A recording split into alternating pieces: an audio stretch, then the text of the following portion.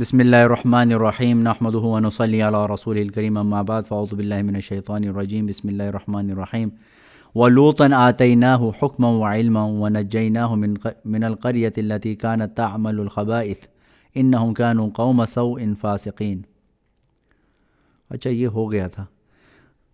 وَنُوحًا إِذْ نَادَى مِن قَبْلُ فَاسْتَجَبْنَا لَهُ فَنَجَّيْنَاهُ وَأَهْلَهُ مِنَ الْكَرْبِ الْعَظِيمِ۔ صدق اللہ العظیم۔ سورہ آپ جیسے جانتے ہیں کہ سورۃ انبیاء کے پر گفتگو ہو رہی تھی، اور کل ہم نے آیت نمبر 75 تک پڑھ لیا تھا کہ جس میں اللہ تعالیٰ نے فرمایا وَلُوطًا آتَيْنَاهُ حُكْمًا وَعِلْمًا، کہ ہم نے لوط کو حکمت بھی دی اور علم بھی دیا، حکمت اور علم دیا یعنی کہ نبوت دی۔ پھر اللہ تعالیٰ فرماتے ہیں وَنُوحًا، اور نوح کو بھی دیا، علم اور حکمت نوح کو بھی دیا۔ اِذْ نَادَى مِن قَبْلُ، جب اس نے یاد کرو وہ وقت جب پکارا اس نے من قبل، یعنی لوط علیہ السلام سے پہلے نوح علیہ السلام آئے، تو انہوں نے جب اپنے رب کو پکارا فاستجبنا لہ، تو ہم نے ان کی دعا کو قبول کیا، فنجیناہ واہلہ، اور ہم نے نجات دی ان کو اور ان کے گھر والوں کو من الکرب العظیم، سخت تکلیف سے۔ ٹھیک ہے، ہوا یہ کہ نوح علیہ السلام جو ہیں وہ لوط علیہ السلام سے تو بہت پہلے کے ہیں، اور آپ کو اللہ تعالیٰ نے سب سے زیادہ عمر دی پیغمبروں میں، اور آپ نے 950 سال جو ہے تو وہ تو صرف تبلیغ کی۔ آپ کی عمر تو ویسے 1050 کے قریب بتائی جاتی ہے، 1050 کے قریب آپ کی عمر ہے۔ تو اتنے، اور آپ نے کئی نسلوں کو اپنے سامنے دیکھا، نسل آتی بڑی ہوتی بوڑھی ہوتی مر جاتی، پھر نئی نسل آتی، آپ نے کئی نسلوں کو اپنے سامنے جوان ہوتے اور چلے جاتے دیکھا، اور آپ نے بڑی تندہی کے ساتھ اللہ کی طرف لوگوں کو بلایا، اور اتنے سال میں 950 سال میں صرف 82 لوگ مسلمان ہوئے۔ اور آپ کو نہ صرف یہ کہ لوگ آپ کی تکذیب کرتے تھے، لیکن اور آپ کو اذیت دیتے تھے، یعنی کہ وہ یہاں تک روایات میں آتا ہے کہ آپ کے اوپر کنکریاں پھینکتے، اور جب وہ سمجھتے کہ یہ بالکل ختم ہو چکے ہیں، وفات پا چکے ہیں، اب جاتے، اور اگلے دن جو ہے وہ نوح علیہ السلام کسی بھی طرح اپنے آپ کو سیٹ سوٹ کر کے پھر نکلتے اور اللہ سے دعا مانگتے کہ یا اللہ یہ میری قوم مجھے جانتی نہیں ہے، ان کو عذاب نہ دے، بس ان کو ہدایت دے۔ ٹھیک ہے نا، بڑی شفیق باپ کی طرح سے جو ہے آپ نے اس طرح سے تندہی کے ساتھ آپ کیا۔ اس کے بعد پھر ایک وقت ایسا آیا کہ ظاہر انسان ہے، پھر اللہ تعالیٰ سے آپ نے پوچھا کہ یا اللہ ان کے حق میں ہدایت ہے تو ان کو دے دے، میں اسی طرح سے تبلیغ کرتا رہوں، لیکن اگر ہدایت نہیں ہے تو پھر ان کو اپنے عذاب میں ختم کر دے۔ تو اللہ تعالیٰ نے بتایا کہ بھئی پھر نہیں ہے، ان کے لیے ہدایت کا فیصلہ نہیں ہے۔ تو پھر آپ نے دعا کی اور کہا کہ یا اللہ ایسا کوئی عذاب آئے کہ یہاں پر کوئی بچے نہیں۔ تو پھر نوح علیہ السلام کو اللہ تعالیٰ نے کہا کہ آپ کشتی تیار کیجئے، اور کشتی میں آپ جس کو بٹھا لیں گے وہ بچ جائے گا، باقی سب ختم ہو جائیں گے۔ یہ پہلی دفعہ تھا کہ اللہ کا عذاب پوری دنیا پہ آیا تھا، اس سے پہلے یا اس کے بعد پوری دنیا میں کبھی عذاب نہیں آیا، اس خاص قوم پہ عذاب آیا کرتا تھا۔ ٹھیک ہے نا، لوط علیہ السلام پہ جب عذاب آیا تو آپ کی قوم پہ عذاب آیا، اس کے برابر والے ٹاؤن میں ابراہیم علیہ السلام رہتے ہیں، کچھ بھی نہیں ہوا۔ ٹھیک ہے نا، تو نوح علیہ السلام کے زمانے میں پوری دنیا میں اللہ کا عذاب آیا تھا، اور یہ فلڈ آیا تھا، ایسی بارش ہوئی اور طوفان آیا اور سیلاب آیا، اور اس میں آپ نے جس کو کشتی میں بٹھا لیا تھا وہ 82 مسلمانوں کو بھی بٹھایا، اور پھر جانوروں کے بھی دو جوڑے بٹھا لیے تاکہ وہ پھر نسلیں آگے چلیں۔ یہ اللہ کی تکوینی حکمت تھی، وہ ساری تفصیلات اگلی صورت میں آئیں گی۔ اور آپ کا جو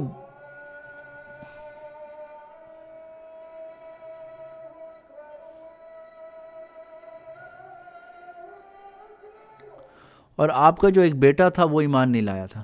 ٹھیک ہے نا، اور آپ نے اس کو کہا کہ بھئی آپ اس میری کشتی میں شامل ہو جائیں، ایمان لیں اور کشتی میں شامل ہو جائیں، ورنہ آج کوئی بچے گا نہیں۔ تو اس نے کہا نہیں، میں اوپر پہاڑی پہ چڑھ جاؤں گا، بچ جاؤں گا۔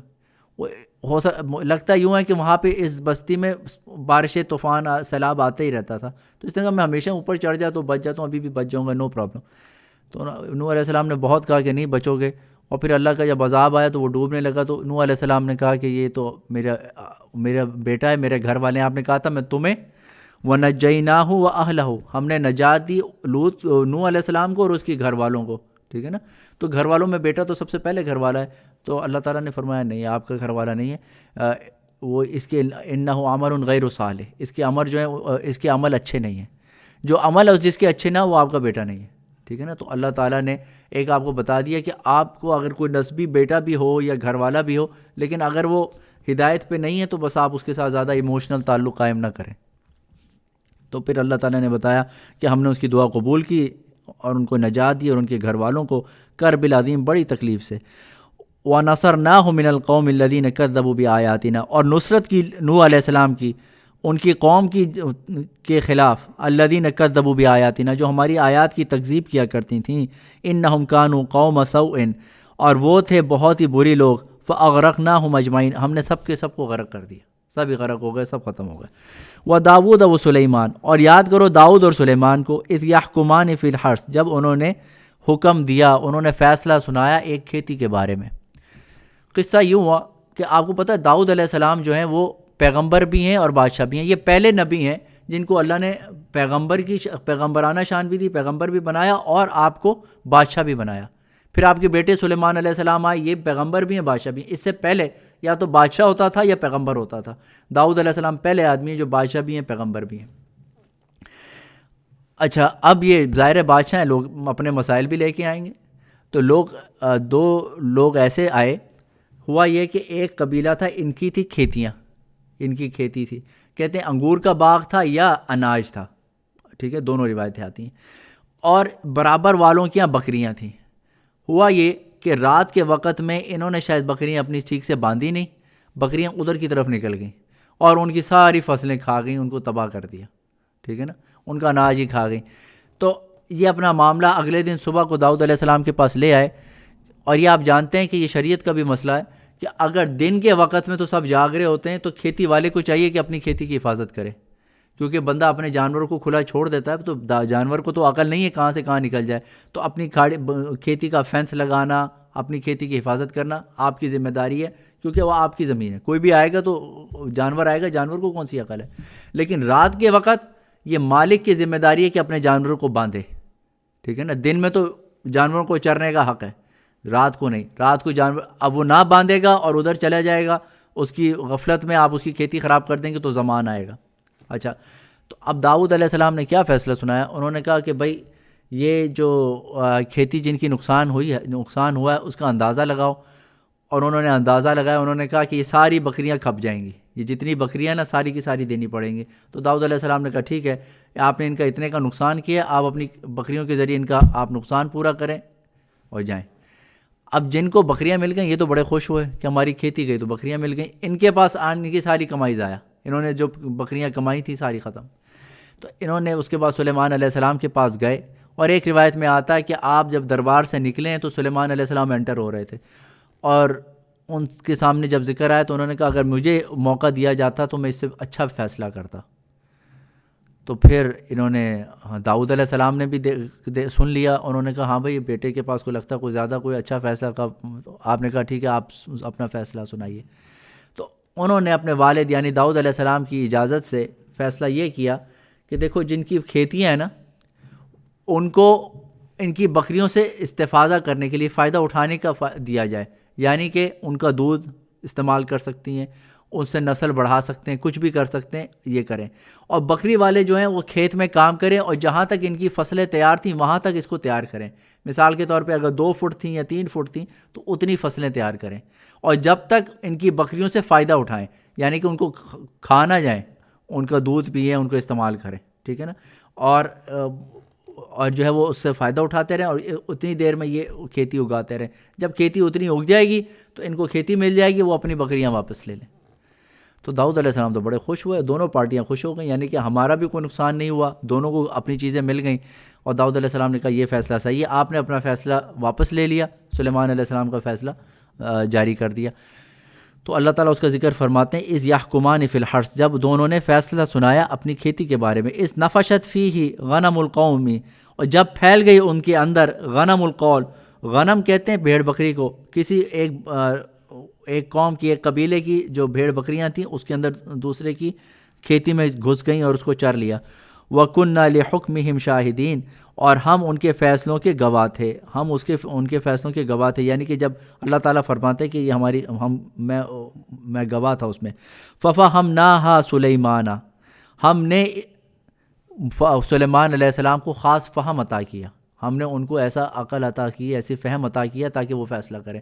تو اللہ تعالیٰ فرما رہے ہیں کہ داؤد علیہ السلام کا فیصلہ بھی صحیح تھا، ٹھیک ہے نا. لیکن سلیمان علیہ السلام کو ہم نے اچھا فہم عطا کیا جس کی وجہ سے انہوں نے یہ فیصلہ سنایا. اس سے یہ پتہ چلتا ہے بعض اوقات چھوٹا بھی جو ہے وہ بڑے کے مقابلے میں اچھا فیصلہ سنا دیتا ہے. اس لیے اسلام میں چھوٹا بڑا علم کی بنیاد پر ہے. بعض اوقات بڑا ہے لیکن شاگرد کو اللہ تعالیٰ نے کوئی خاص فہم عطا کیا ہے تو استاد کو چاہیے کہ اس کی بات سنے. ٹھیک ہے نا, کیونکہ علم اللہ نے عطا کرنا ہے, علم اللہ نے دینا ہے. بعض اوقات شاگرد کو اللہ تعالیٰ دے دیتے ہیں, چھوٹے سے اللہ تعالیٰ علم کی بات کہلوا دیتے ہیں جو بڑے کے ذہن میں نہیں ہوتی. اس لیے ہمارے حضرت مفتی صاحب ہمیشہ فرماتے ہیں کہ ہر ایک کی بات سنا کرو, ہر ایک کی بات سنا کرو, اور فیصلہ پھر جس کا جو علم کی روشنی میں فیصلہ ہو اس کو لیا کرو. کیونکہ انہوں نے کام کا نقطہ مجھے ایک دفعہ بتایا اور ہمیں بڑا فائدہ ہوتا ہے اس کا. کہنے لگے علم جو ہے نا اللہ نے تقسیم کیا ہے, جب تقسیم ہوتی ہے نا تو سب کو کچھ نہ کچھ ملتا ہے, کسی کو زیادہ کسی کو کم.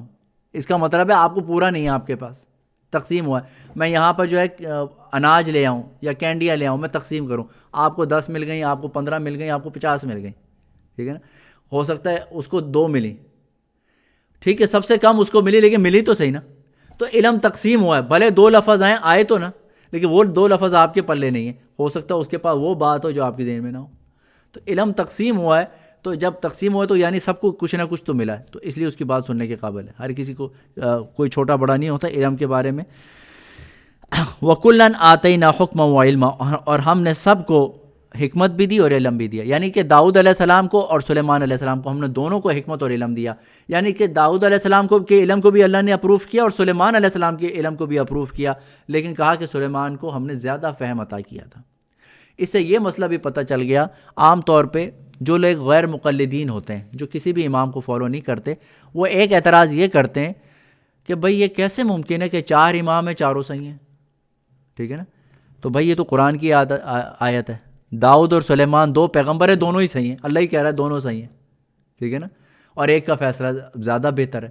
تو اس لیے نبی صلی اللہ علیہ وسلم نے فرمایا کہ جب مجتہد جو ہے اجتہاد کرتا ہے, بعض اوقات صحیح نتیجے پہ پہنچتا ہے, بعض اوقات غلطی کرتا ہے. اگر وہ صحیح نتیجے پہ پہنچ جائے فَلَهُ اجرانی, تو اس کو 2 اجر ملتے ہیں, اور اگر وہ خطا کرے تو فَلَهُ اجر واحد, تو اس کو پھر 1 اجر ملتا ہے.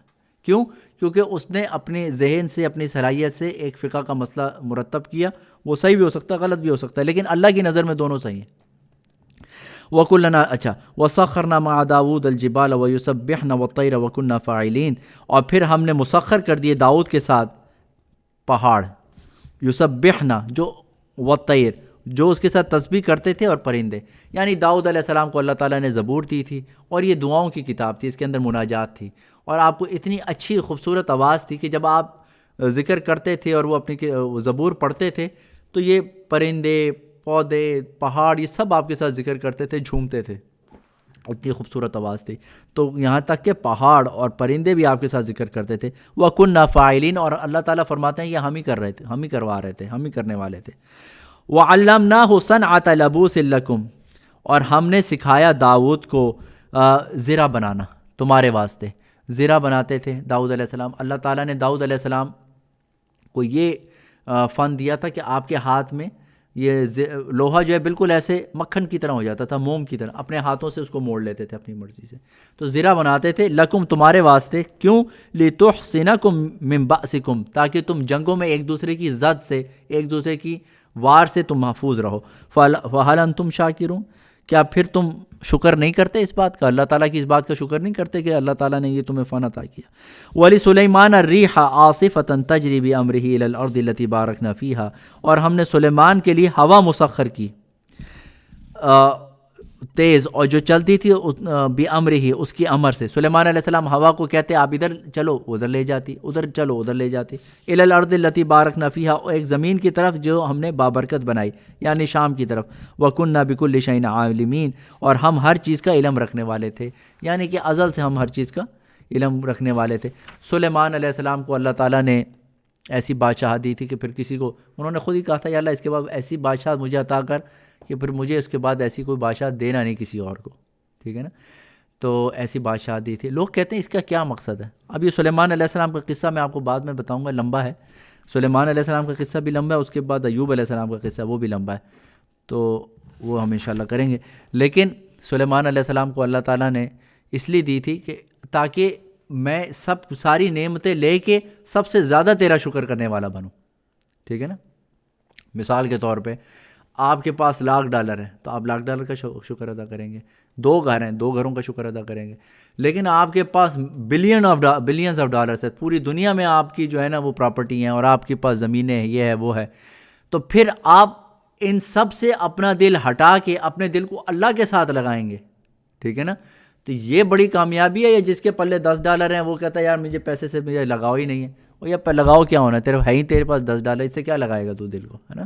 لیکن آپ کے پاس ساری دنیا کی کائنات ہو، ان سب سے آپ اپنی نظروں کو ہٹا کے رب کی طرف لگائیں، تو یہ جو شکر ہے اور یہ جو زہد ہے وہ اللہ تعالیٰ نے سلیمان علیہ السلام کے حصے میں لکھا تھا کہ یا اللہ یہ سب کچھ ہو، اتنی دنیا ہو، اتنی کائنات ہو، ہر جگہ، یعنی کہ گویا کہ ہر زبان بھی آپ کو آتی تھی، ہر جاندار کی زبان، جنات کی زبان، اور ہر کوئی آپ کا تابع دار، کوئی آپ کے آگے چوں نہیں کرتا تھا.